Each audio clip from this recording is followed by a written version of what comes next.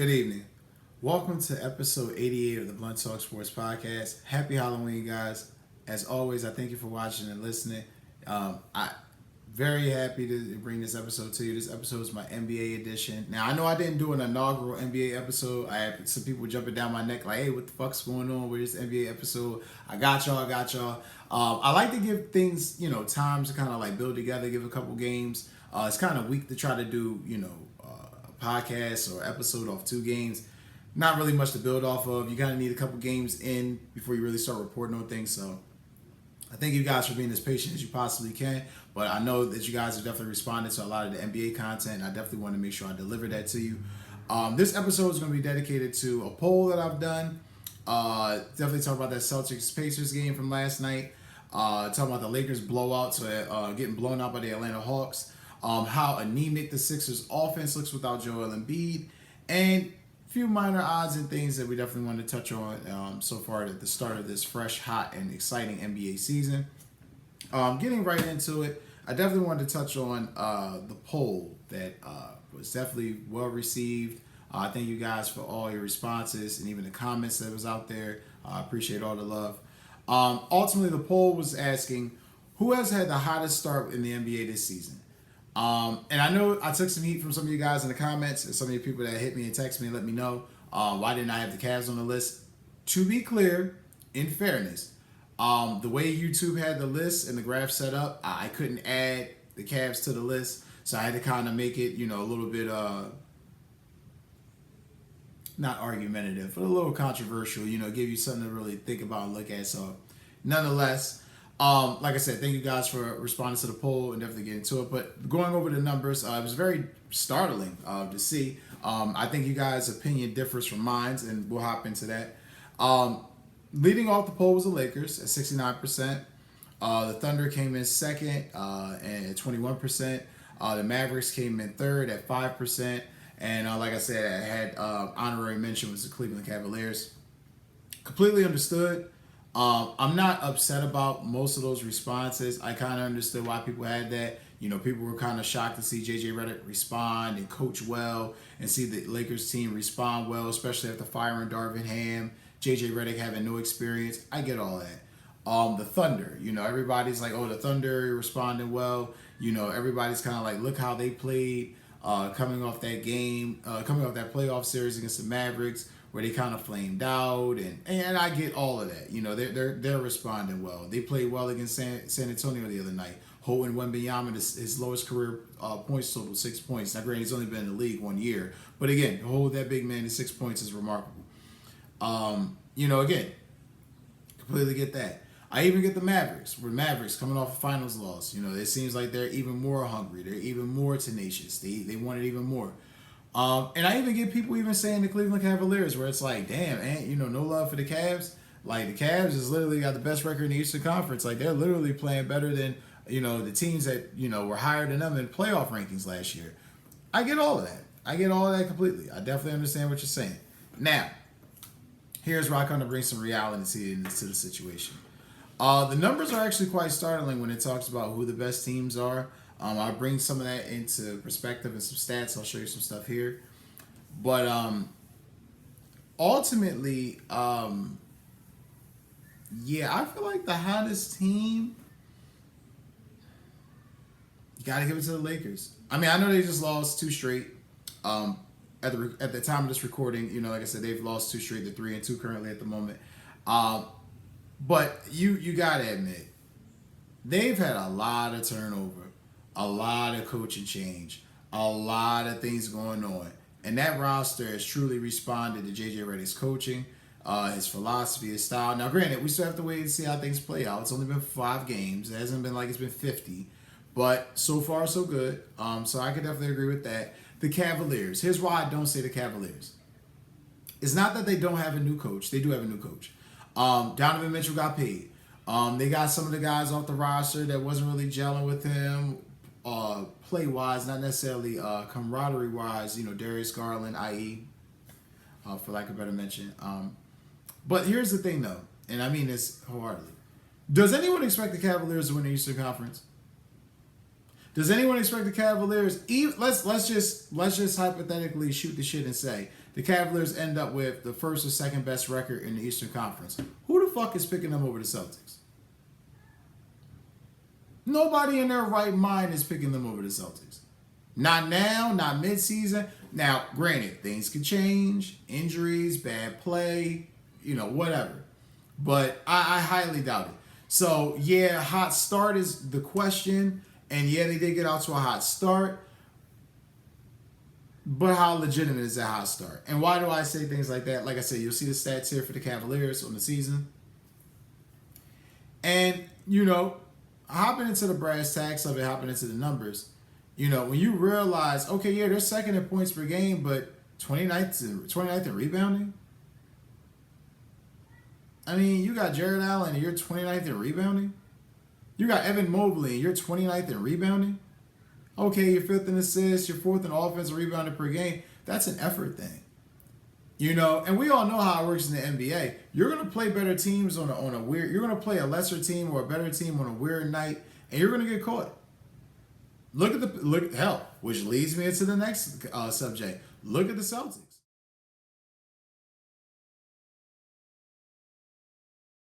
I mean, my God, they looked atrocious on defense last night against the Pacers. I mean, looked atrocious. Everybody and their mother. Oh yeah. I got Boston for this game.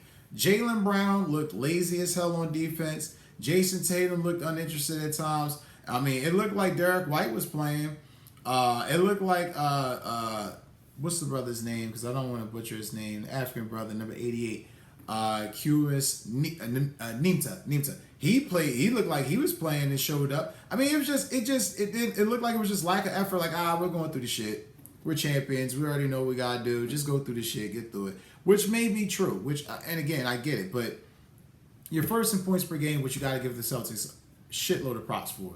But you're 18th in rebounding. Not good. Now, granted, Porzingis is not out there, so that's definitely affecting it. But assists per game, you're 22nd. Not great. Not great. Jacking up a lot of fucking shots. A lot of threes. Offensive rebounding per game, you're 17th. Jacking up a lot of threes. Not fighting on the boards. Porzingis ain't your only rebounder. You still got Al Horford. Why are you suffering so much in the rebounding category? And it's one of the reasons why they got caught last night. So it's just, like I said, it's just one of those things where you gotta give props to the Celtics because they're shooting the fucking lights out the gym right now. They're the best 3-point shooting team in the NBA. But with that said, like when you can't win the rebounding battles, little things like that, it may not get noticed initially. It may not get noticed, in the very beginning, but it's going to get noticed at some point. And at some point, they're going to get at you. I mean, look at this. Indiana produced season high in rebounds. 57 rebounds and 15 made threes. And this is against the Celtics, who have been killing everyone from three all season.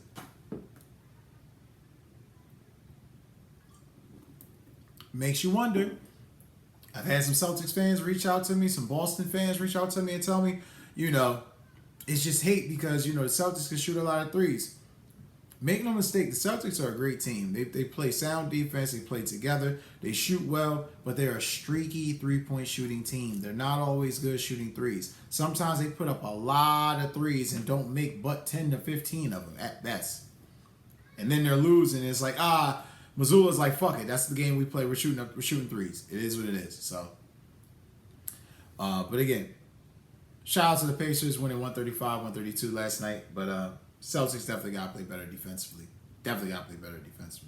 Efforts like that are going to get your ass killed and ain't going to be looking too good for them. Especially if you're trying to repeat as champions. Which leads me into the next game, which was a bit of a shocker. I misspoke and said the Atlanta Hawks, and that was because the Atlanta Hawks had whooped ass on the Lakers the night prior. It was actually the Cavaliers. It was the homecoming of the Cavaliers. Really the Cavaliers. The homecoming of the LeBron James and Bronny James to the Cavaliers in Cleveland. Complete ass whooping. Cavs, like I said, improved to 5-0. Great win for the Cavs. That being said, Evan Mobley finally showed up, 25 points. Donovan Mitchell, 24 points.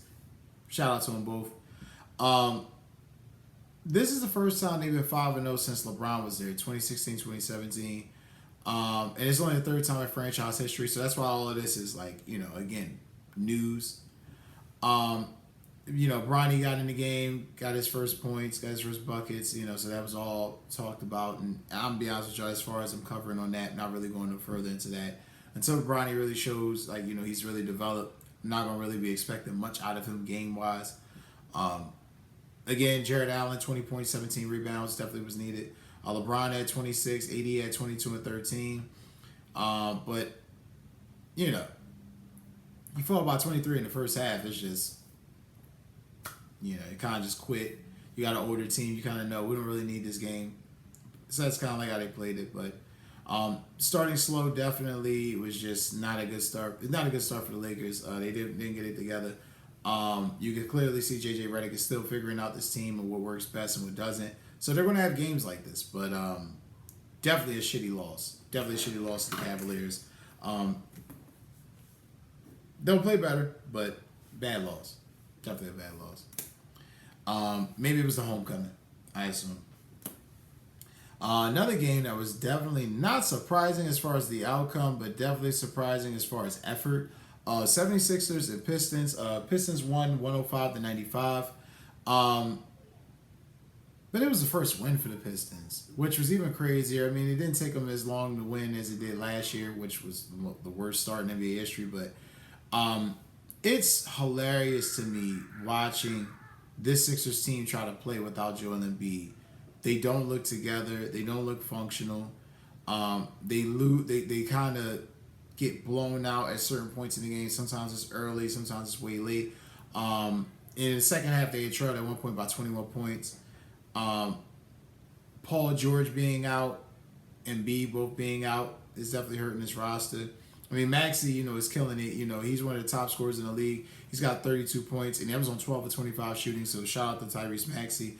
Kelly Oubre at 13. Jared McCain, rookie from Duke, at 12 points. This guy, back at the bench, just came in and, playing well.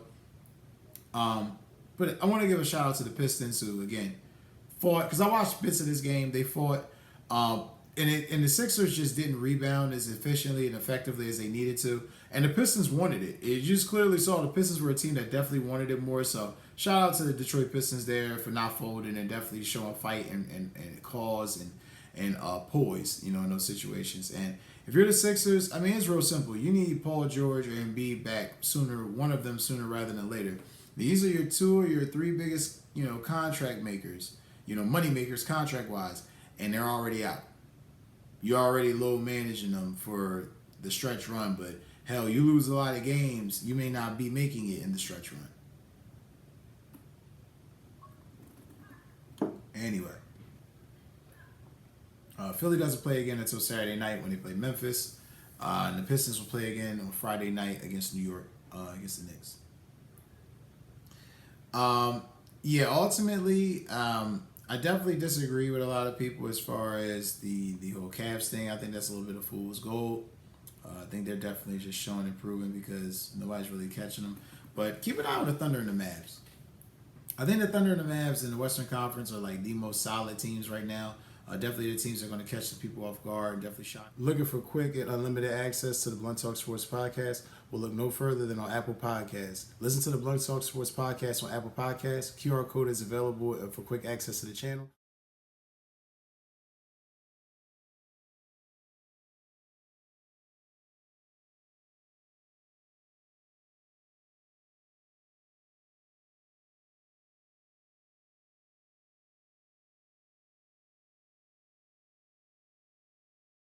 Also, check us out on Spotify as well. Thanks. Have a great day. Shock a lot of people. I got to give them teams props because, like I said, they had heartbreaking losses. Thunder got their hearts taken by the Mavericks. Mavericks had their hearts taken by the Celtics.